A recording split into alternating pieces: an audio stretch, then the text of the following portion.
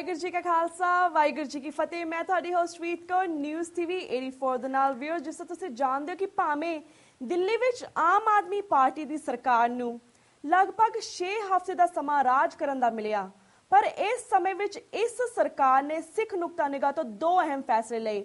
ਪਹਿਲਾ, ਨਵੰਬਰ 84 ਦੀ ਸਿੱਖ ਨਸਲਕੁਸ਼ੀ ਲਈ ਜ਼ਿੰਮੇਵਾਰ ਕਾਤਲਾਂ ਨੂੰ ਸਜ਼ਾਵਾਂ ਦੇਣ ਲਈ ਸਪੈਸ਼ਲ ਇਨਵੈਸਟੀਗੇਟਿਵ ਟੀਮ ਦੇ ਗਠਨ ਦਾ ਫੈਸਲਾ, ਅਤੇ ਦੂਸਰਾ ਪ੍ਰੋਫੈਸਰ ਭੁੱਲਰ ਜੀ ਦੀ ਫਾਂਸੀ ਦੀ ਸਜ਼ਾ ਖਤਮ ਕਰਵਾਉਣ ਲਈ ਰਾਸ਼ਟਰਪਤੀ ਅਤੇ ਸੁਪਰੀਮ ਕੋਰਟ ਤੱਕ ਕੀਤੀ ਪਹੁੰਚ। ਵਿਊਅਰਸ, ਦਿੱਲੀ ਵਿਧਾਨ ਸਭਾ ਵਿੱਚ ਲੋਕਪਾਲ ਬਿੱਲ ਇਸ ਲਈ ਪੇਸ਼ ਨਹੀਂ ਹੋ ਸਕਿਆ ਕਿਉਂਕਿ ਬੀਜੇਪੀ ਤੇ ਕਾਂਗਰਸ ਨੇ ਇਕੱਠਿਆਂ ਹੋ ਕੇ ਇਸ ਦਾ ਵਿਰੋਧ ਕੀਤਾ।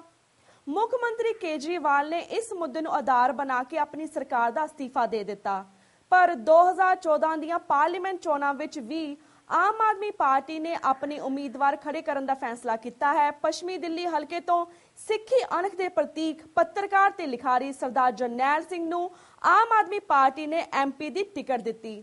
ਅੱਜ ਅਸੀਂ ਦੋ ਅਹਿਮ ਸ਼ਖਸੀਅਤਾਂ ਨਾਲ ਗੱਲਬਾਤ ਕਰਾਂਗੇ 2014 ਦੀਆਂ ਪਾਰਲੀਮੈਂਟ ਚੋਣਾਂ ਅਤੇ ਹੋਰ ਮੁੱਦਿਆਂ ਸੰਬੰਧੀ। ਸਭ ਤੋਂ ਪਹਿਲਾਂ ਅਸੀਂ ਗੱਲਬਾਤ ਕਰਦੇ ਹਾਂ ਪੱਤਰਕਾਰ ਤੇ ਲਿਖਾਰੀ ਸਰਦਾਰ ਜਰਨੈਲ ਸਿੰਘ ਜੀ ਨਾਲ, ਜੋ ਇਸ ਵੇਲੇ ਸਾਡਾ ਦਿੱਲੀ ਤੋਂ ਫੋਨ ਲਾਈਨ ਤੇ ਜੁੜ ਚੁੱਕੇ ਨੇ। ਜੀ ਭਾਈ ਸਾਹਿਬ, ਵਾਹਿਗੁਰੂ ਜੀ ਕਾ ਖਾਲਸਾ ਵਾਹਿਗੁਰੂ ਜੀ ਕੀ ਫਤਿਹ। ਭਾਈ ਸਾਹਿਬ, ਸਭ ਤੋਂ ਪਹਿਲਾਂ ਤੁਹਾਨੂੰ ਬਹੁਤ ਬਹੁਤ ਵਧਾਈ ਟੀਵੀ 84 ਦੀ ਟੀਮ ਵੱਲੋਂ ਤੇ ਸਾਡੇ ਵੱਲੋਂ ਤੇ ਬਾਅਦ ਦੇ ਦਰਸ਼ਕਾਂ ਵੱਲੋਂ ਕਿ ਤੁਹਾਨੂੰ ਆਮ ਆਦਮੀ ਪਾਰਟੀ ਨੇ ਐਮਪੀ ਦੀ ਟਿਕਟ ਦਿੱਤੀ। ਸਭ ਤੋਂ ਪਹਿਲਾਂ ਤੁਸੀਂ ਇਸ ਬਾਰੇ ਕੁਝ ਕਹਿਣਾ ਚਾਹੋਗੇ?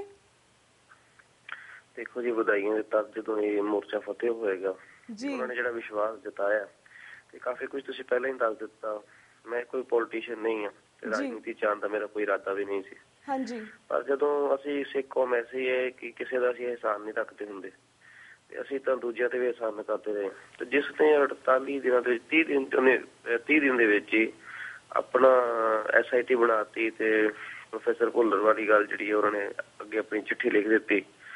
ਉਹਨਾਂ ਨੇ ਇਹ ਦੱਸਿਆ ਕਿ ਉਹ ਜਿਹੜੀ ਸੜੀ ਗਲੀ ਰਾਜਨੀਤੀ ਹਿੰਦੁਸਤਾਨ ਦੀ ਚਲੀ ਜਾਂਦੀ ਹੈ, ਜਿਹੜੀ ਮਾਈਨੋਰਿਟੀ ਨੂੰ ਕੁੱਟੋ ਤੇ ਉਹ ਮਾਈਨੋਰਿਟੀ ਨੂੰ ਦਬਾਓ ਤੇ ਉਹਦੇ ਚੋਂ ਦੰਗੇ ਫਸਾਦ ਕਰਾਓ ਤੇ ਉਹਦੇ ਚ ਭ੍ਰਿਸ਼ਟਾਚਾਰ ਦੀ ਗੱਲ, ਅਪਰਾਧੀਆਂ ਦੀ ਗੱਲ, ਉਹ ਜਿਹੇ ਸੱਜੇ ਕੁਮਾਰ ਟਾਈਟਲ ਵਰਗੇ, ਉਹਨੂੰ ਕਿਤੇ ਨਾ ਕਿਤੇ ਨੱਥ ਪਾਉਣ ਦੀ ਇੱਕ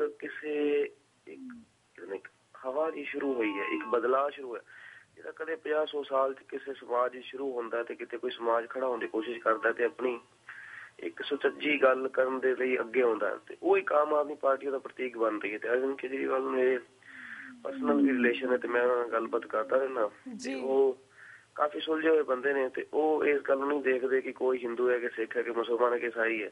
ਭਾਵੇਂ ਨੌਰਥ ਈਸਟ ਦਾ ਬੱਚਾ ਮਾਰਿਆ ਗਿਆ ਤਾਂ ਵੀ ਉਹ ਨਾਲ ਖੜੇ ਹੋ ਗਏ, ਜੇ ਉਹ ਕਿਸੇ ਦੀ ਕੁੜੀ ਨਾਲ ਕੁਝ ਹੋ ਗਿਆ ਤਾਂ ਵੀ ਨਾਲ ਖੜੇ ਹੋ ਜਾਣਾ, ਜੇ 84 ਦੀ ਗੱਲ ਤੁਰਨ ਤਾਂ ਵੀ ਨਾਲ ਖੜੇ ਹੋ ਜਾਣਾ। ਇਹ ਬਹੁਤ ਵੱਡੀ ਇੱਕ ਗੱਲ ਹੈ, ਇੱਕ ਬਹੁਤ ਵੱਡੀ ਇੱਕ ਲਹਿਰ ਸ਼ੁਰੂ ਹੋ ਰਹੀ ਹੈ।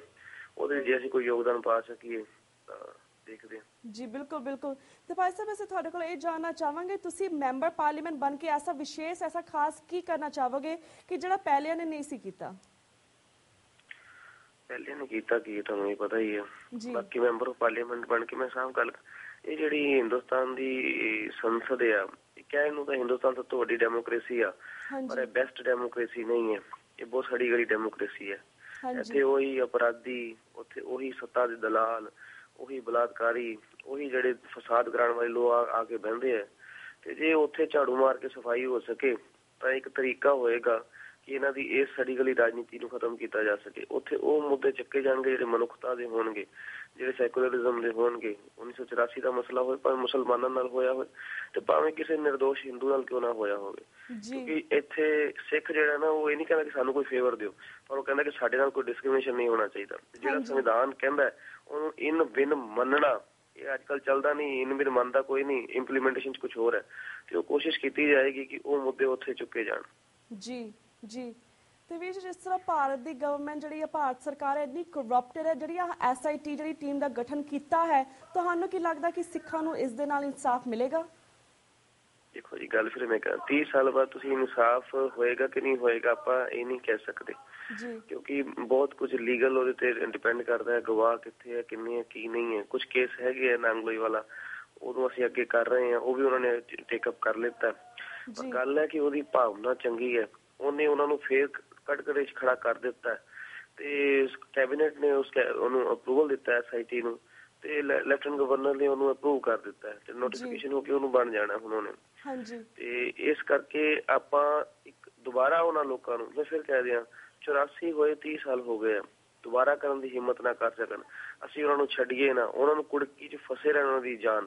ਤੇ ਜੇ ਅਸੀਂ ਉਹਦੇ ਵਿੱਚੋਂ ਫੇਰ ਕੋਈ ਹੋਰ ਲੋਕਾਂ ਕੁਝ ਕੇਸਿਸ ਨੂੰ ਅੱਗੇ ਕਰ ਸਕੇ ਤੇ ਫਿਰ ਇੱਕ ਪ੍ਰੈਸ਼ਰ ਕ੍ਰੀਏਟ ਕਰਕੇ ਰੱਖ ਸਕੇ, ਇਹ ਨਹੀਂ ਕੋਈ ਕਿ 2-4 ਬੰਦੇ ਨੂੰ ਮਿਲ ਜਾਂਦਾ ਇਨਸਾਫ ਹੋ ਜਾਂਦਾ। ਇਨਸਾਫ ਕਿੱਥੋਂ ਹੋਣਾ? ਹਜ਼ਾਰਾਂ ਲੋਕ ਮਰ ਗਏ। ਪਰ ਇਹ ਇੱਕ ਅੱਗੇ ਦੁਬਾਰਾ ਕਰਨ ਦੀ ਹਿੰਮਤ ਨਾ ਕਰ ਸਕਣ ਤੇ ਉਹਨਾਂ ਨੂੰ ਅਸੀਂ ਛੱਡਣਾ ਨਹੀਂ। ਜਿਹੜੇ ਸਾਡੇ ਕਾਤਲ ਨੇ, ਜਿਹੜੇ ਜਿਉਂਦੇ ਨੇ, ਉਹ ਸੁੱਖ ਦਾ ਸਾਹ ਨਾ ਲੈ ਸਕਣ, ਉਹਨਾਂ ਨੂੰ ਦੁਨੀਆ ਦੀ ਅਦਾਲਤ ਦੇ ਵਿੱਚ, ਲੋਕਾਂ ਦੀ ਅਦਾਲਤ ਦੇ ਵਿੱਚ ਅਸੀਂ ਦਰਿੰਦੇ ਸਾਬਤ ਕਰ ਦੇਣਾ ਤੇ ਉਹਦੇ ਵਿੱਚ SIT ਕਿਤੇ ਨਾ ਕਿਤੇ ਸਾਡੀ ਹੈਲਪ ਕਰੇਗੀ। ਜੀ ਬਿਲਕੁਲ ਬਿਲकुल। ਤੇ ਵੀਰ ਜੀ, ਹੋਰ ਸਿੱਖ ਮੁੱਦਿਆਂ ਉੱਪਰ ਗੱਲਬਾਤ ਕਰਨ ਤੋਂ ਪਹਿਲਾਂ ਲਾਸਟ ਅਸੀਂ ਇਹ ਵੀ ਜਾਣਨਾ ਚਾਹਾਂਗੇ, ਜਿਹੜੀ ਆਮ ਆਦਮੀ ਪਾਰਟੀ ਦੇ ਫਿਊਚਰ ਪਲਾਨਸ ਕੀ ਨੇ? ਅਗਰ ਤੁਹਾਨੂੰ ਇਸ ਬਾਰੇ ਵੀ ਜਾਣਕਾਰੀ ਜ਼ਰੂਰ ਜਾਣਕਾਰੀ ਦਿਓ। ਹੋਰ ਕਿਹੜੇ ਕਿਹੜੇ ਮੁੱਦਿਆਂ ਤੇ ਆਵਾਜ਼ ਉਠਾਏਗੀ, ਇਸ ਬਾਰੇ ਵੀ ਥੋੜੀ ਬਹੁਤੀ ਜਾਣਕਾਰੀ ਦਿਓ। ਦੇਖੋ, ਗੱਲ ਇਹ ਹੈ ਕਿ ਇਹ ਪਾਰਟੀ ਜਿਹੜੀ ਹੈ, ਇਹ ਜਿਹੜੇ ਵੱਡੇ ਵੱਡੇ ਸਰਮਾਏਦਾਰ ਨੇ, ਅੰਬਾਨੀ ਨੇ, ਉਹ ਕਦੇ BJP ਨੂੰ ਵੀ ਪੈਸਾ ਦਿੰਦੇ ਆ, ਕਾਂਗਰਸ ਨੂੰ ਵੀ ਪੈਸਾ ਦਿੰਦੇ ਆ, ਉਹੀ ਸਰਕਾਰਾਂ ਚਲਾਉਂਦੇ ਆਪਣੇ ਹਿਸਾਬ ਨਾਲ ਚਲਾਉਂਦੇ ਆ। ਜਿਹੜਾ ਗਰੀਬ ਆਦਮੀ ਹੈ ਉਹਨੂੰ ਵਿਚਾਰੇ ਨੂੰ ਹਸਪੀਟਲ ਦੀ ਸੁਵਿਧਾ ਨਹੀਂ ਹੈ, ਸਕੂਲ 'ਚ ਆਪਣੇ ਚੰਗੇ ਸਕੂਲ 'ਚ ਆਪਣੇ ਬੱਚੇ ਨਹੀਂ ਭੇਜ ਸਕਦੇ, ਗੌਰਮੈਂਟ ਸਕੂਲਾਂ ਦਾ ਬੁਰਾ ਹਾਲ ਕੀਤਾ ਹੋਇਆ। ਤੇ ਇਹਦੇ ਇਲਾਵਾ ਉਹਨੇ ਇੱਕ ਗੱਲ ਜਿਹੜੀ ਕਹੀ, ਜਿਹੜੀ ਮੇਰੇ ਦਿਲ ਨੂੰ ਲੱਗੀ, ਉਹਨਾਂ ਨੇ ਕਿਹਾ ਕਿ ਰੱਬ ਨੇ ਪਾਣੀ ਦਿੱਤਾ ਹੈ, ਰੱਬ ਨੇ ਹਵਾ ਦਿੱਤੀ ਹੈ, ਇਹ ਜਿਉਂਦੇ ਰਹਿਣ ਲਈ, ਤੇ ਅੱਜ ਬੰਦੇ ਨੂੰ ਜਿਉਂਦੇ ਰਹਿਣ ਲਈ ਅੱਜ ਬਿਜਲੀ ਦੀ ਵੀ ਲੋੜ ਹੈ।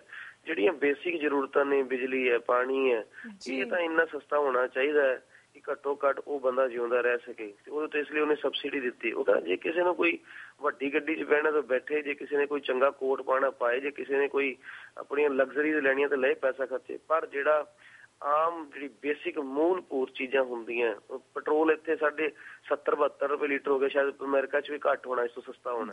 ਤੇ ਜਿਹੜੀਆਂ ਚੀਜ਼ਾਂ ਆਮ ਆਦਮੀ ਨੂੰ ਖਾਈ ਜਾਂਦੀਆਂ ਬੰਦੇ ਨੂੰ, ਤੇ ਉਹ ਚੀਜ਼ਾਂ ਜਿਹੜੀਆਂ ਸਸਤੀਆਂ ਹੋਣੀਆਂ ਚਾਹੀਦੀਆਂ। ਘੱਟੋ ਘੱਟ ਬੰਦਾ ਜਿਉ ਤਾਂ ਸਕੇ, ਉਹਨੂੰ ਆਪਣੇ ਓਪਰਚੁਨਿਟੀ ਤਾਂ ਬਰਾਬਰ ਮਿਲ ਸਕਣ, ਪੜ੍ਹਨ ਦੀ, ਲਿਖਣ ਦੀ, ਅੱਗੇ ਅੱਗੇ ਕੰਮ ਕਾਰ ਕਰਨ ਦੀ, ਪੜ੍ਹਾਈ ਲਿਖਾਈ ਕਰਕੇ ਇੱਕ ਸਰਮਾਏਦਾਰੀ ਖਤਮ ਹੋ ਸਕੇ।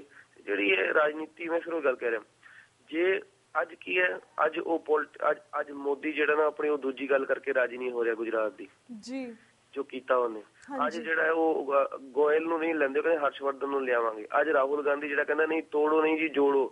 ਤੇਰਾ ਪਿਓ ਕੀ ਕਰਦਾ ਸੀ? ਉਹਨੇ ਤੋੜਿਆ ਸੀ ਕਿ ਜੋੜਿਆ ਸੀ? ਹੁਣ ਇਹਨਾਂ ਨੂੰ ਇਹ ਥੋੜਾ ਜਿਹਾ ਪ੍ਰੈਸ਼ਰ ਕ੍ਰੀਏਟ ਹੋਣ ਲੱਗਾ। ਹੁਣ ਕਹਿੰਦਾ ਜੀ ਮੈਂ ਤੇ ਕੁਲੀਆਂ ਦੇ ਕੋਲ ਵੀ ਜਾਵਾਂਗਾ, ਰੇਲਵੇ ਦੇ। ਤੇ ਇਹਨਾਂ ਨੂੰ ਹੁਣ ਪ੍ਰੈਸ਼ਰ ਹੋਣ ਲੱਗ ਪਿਆ ਕਿ ਆਮ ਆਦਮੀ ਪਾਰਟੀ ਅੱਗੇ ਵੱਧ ਰਹੀ ਹੈ, ਜੇ ਆਪਾਂ ਸੁਧਰੇ ਨਹੀਂ ਤਾਂ ਪ੍ਰੈਸ਼ਰ ਬਣੇਗਾ। ਇੱਕ ਤਰ੍ਹਾਂ ਨਾਲ ਜੇ ਅਸੀਂ ਇਹ ਰਾਜਨੀਤੀ ਸੁਧਰ ਸਕੇ, ਕਿੰਨੀ ਕੁ ਸੁਧਰੇਗੀ ਨਹੀਂ ਸੁਧਰੇਗੀ ਪਤਾ ਨਹੀਂ, ਪਰ ਡੰਡਾ ਇਹਨਾਂ ਦੇ ਸਿਰ ਦੇ ਉੱਤੇ ਕੁਝ ਰਹਿ ਸਕੇ ਤਾਂ ਇੱਕ ਬੜੀ ਵੱਡੀ ਗੱਲ ਹੋਏਗੀ। ਬਿਲਕੁਲ ਬਿਲकुल ਭਾਈ ਸਾਹਿਬ। ਤੇ ਭਾਈ ਸਾਹਿਬ, ਹੁਣ ਅਸੀਂ ਬਾਕੀ ਮੁੱਦਿਆਂ ਵੱਲ ਆਨੇ। ਜਿਸ ਤਰ੍ਹਾਂ ਭਾਰਤੀ ਸੁਪਰੀਮ ਕੋਰਟ ਨੇ ਰਾਜੀਵ ਗਾਂਧੀ ਦੇ 3 ਕਾਤਲਾਂ ਦੀ ਮੌਤ ਦੀ ਸਜ਼ਾ ਨੂੰ ਉਮਰ ਕੈਦ ਵਿੱਚ ਬਦਲ ਦਿੱਤਾ ਹੈ। ਤਾਮਿਲਨਾਡੂ ਸਰਕਾਰ ਨੇ ਰਾਜੀਵ ਗਾਂਧੀ ਕਤਲ ਕੇਸ ਵਿੱਚ ਸ਼ਾਮਿਲ 7 ਦੇ 7 ਕੈਦੀਆਂ ਦੀ ਫੌਰਨ ਰਿਹਾਈ ਕਰਨ ਦਾ ਐਲਾਨ ਕੀਤਾ ਹੈ, ਜਿਸ ਨੂੰ ਲੈ ਕੇ ਕਾਂਗਰਸ ਵੱਲੋਂ ਬੜਾ ਵਿਰੋਧ ਕੀਤਾ ਜਾ ਰਿਹਾ ਹੈ। ਇਸ ਬਾਰੇ ਤੁਸੀਂ ਕੀ ਕਹਿਣਾ ਚਾਹੋਗੇ? ਕਾਂਗਰਸ ਪਾਰਟੀ ਤਾਂ ਡਬਲ ਸਟੈਂਡਰਡ ਰੱਖਦੀ ਆਈ ਹੈ। ਜੇ ਕੋਰਟ ਨੇ ਜੋ ਆਦੇਸ਼ ਦਿੱਤਾ ਹੈ ਉਹਨੂੰ ਮੰਨਣਾ ਚਾਹੀਦਾ। ਜਿਸ ਸੰਵਿਧਾਨ ਨੂੰ ਮੰਨਦੇ ਆ, ਜਿਸ ਸੁਪਰੀਮ ਕੋਰਟ ਦੀ ਜਿਹੜੀ ਇੰਡੀਪੈਂਡੈਂਸ ਅਥਾਰਟੀ ਨੂੰ ਮੰਨਦੇ ਆ, ਉਹਨੂੰ ਮੰਨਣਾ ਚਾਹੀਦਾ। ਜੀ ਬਿਲਕੁਲ ਜੀ। ਤੇ ਵੀ ਜਿਹੜਾ ਕੋਰਟ ਦਾ ਫੈਸਲਾ ਸਾਹਮਣੇ ਆਇਆ ਹੈ, ਤੁਹਾਨੂੰ ਕੀ ਲੱਗਦਾ ਕਿ ਪ੍ਰੋਫੈਸਰ ਦਵਿੰਦਰਪਾਲ ਸਿੰਘ ਭੁੱਲਰ ਜੀ ਦੇ ਕੇਸ ਤੇ ਇਸ ਦਾ ਕੀ ਇੰਪੈਕਟ ਹੋਏਗਾ? ਅਸੀਂ ਉਮੀਦ ਕਰ ਸਕਦੇ ਹਾਂ ਕਿ ਉਸ ਕੇਸ ਦੇ ਵਿੱਚ ਵੀ ਉਸੇ ਤਰ੍ਹਾਂ ਦੇ, ਕਿਉਂਕਿ ਕੇਸ ਸੇਮ ਹੈ, ਜੋ ਆਧਾਰ ਬਣਾਇਆ ਹੈ ਕੋਰਟ ਨੇ ਕਿ ਇੰਨਾ ਸਮਾਂ ਹੋਣ ਤੋਂ ਬਾਅਦ ਜੇ ਡਿਲੇ ਹੋ ਜਾਏ ਤਾਂ ਉਹਨਾਂ ਦੀ ਮਾਨਸਿਕ ਹਾਲਤ ਵੀ ਠੀਕ ਨਹੀਂ ਹੈ।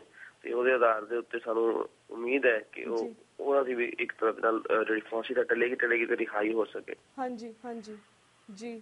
ਤੇ ਵੀਰ ਜੀ, ਸਾਡਾ ਵਕਤ ਇਸ ਵੇਲੇ ਸਮਾਪਤੀ ਵੱਲ ਜਾ ਰਿਹਾ, ਬ੍ਰੇਕ ਵੱਲ ਜਾ ਰਿਹਾ। ਤੇ ਅਸੀਂ ਚਾਹਾਂਗੇ ਕਿ ਐਟ ਦੀ ਐਂਡ ਜੇ ਤੁਸੀਂ ਤੁਹਾਨੂੰ ਇਸ ਵੇਲੇ ਸਿੱਖ ਸੰਗਤਾਂ ਸੁਣ ਰਹੀਆਂ ਨੇ, ਵੇਖ ਰਹੀਆਂ ਨੇ TV84 ਦੇ ਮਾਧਿਅਮ ਨਾਲ, ਤੁਸੀਂ ਉਹਨੂੰ ਕੁਝ ਕਹਿਣਾ ਚਾਹੋਗੇ ਪਾਰਲੀਮੈਂਟ ਚੋਣਾਂ ਬਾਰੇ?